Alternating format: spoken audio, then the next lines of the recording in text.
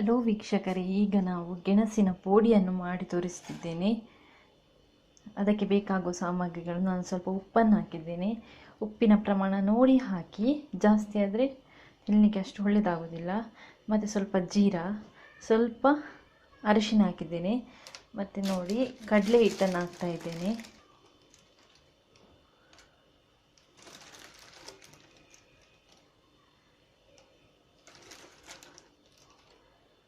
ಮೂರು ಸ್ಪೂನ್ ಕಡಲೆ ಹಿಟ್ಟನ್ನು ಹಾಕಿದ್ದೇನೆ.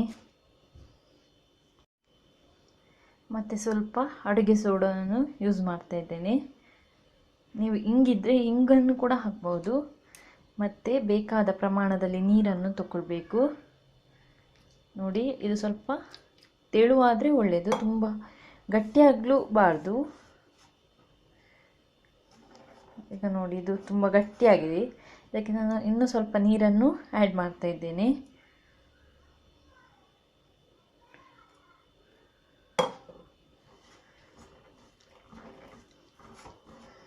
ನೋಡಿ, ನೀರಿನ ಪ್ರಮಾಣ ಬೇಕು, ಇದಕ್ಕೆ ಸಾಕಾಗಲಿಲ್ಲ ನೀರು.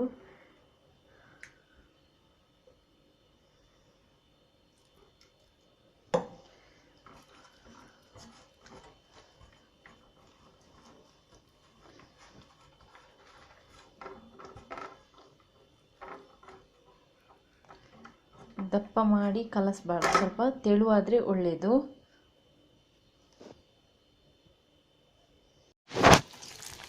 ನೋಡಿ, ಎಣ್ಣೆ ಕಾದ ನಂತರ ಹೀಗೆ ಗೆಣಸನ್ನು ಪೋಡಿಯನ್ನು ಹೀಗೆ ಹಾಕಬೇಕು.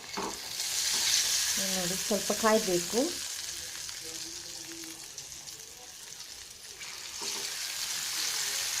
ನೋಡಿ, ಈ ರೀತಿಯಾಗಿ ಬಿಡಬೇಕು. ಅದು ಸ್ವಲ್ಪ ಬ್ರೌನಿಷ್ ಕಲರ್ ಬರುವ ತನಕ ವೆಯ್ಟ್ ಮಾಡಬೇಕು.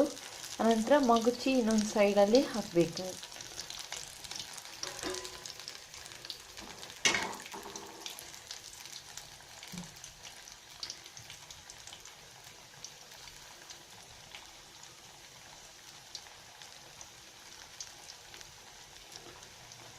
ನೋಡಿ, ಕಲರ್ ಚೇಂಜ್ ಆಗ್ತಾ ಬರ್ತಾ ಉಂಟು. ಅದನ್ನು ಮಗುಚಿ ಇನ್ನೊಂದು ಸೈಡಿಗೆ ಹಾಕುವ.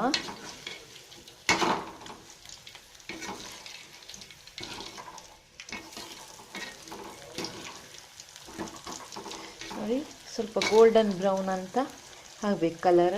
ಆವಾಗ ಪೋಡಿ ಕಾದಿದೆ ಅಂತ ಅರ್ಥ.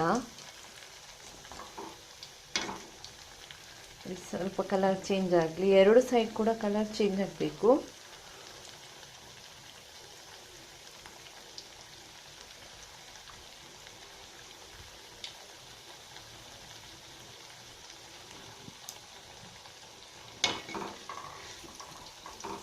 ನೋಡಿ, ಇದು ಗೋಲ್ಡನ್ ಬ್ರೌನ್ ಆಗಿದೆ.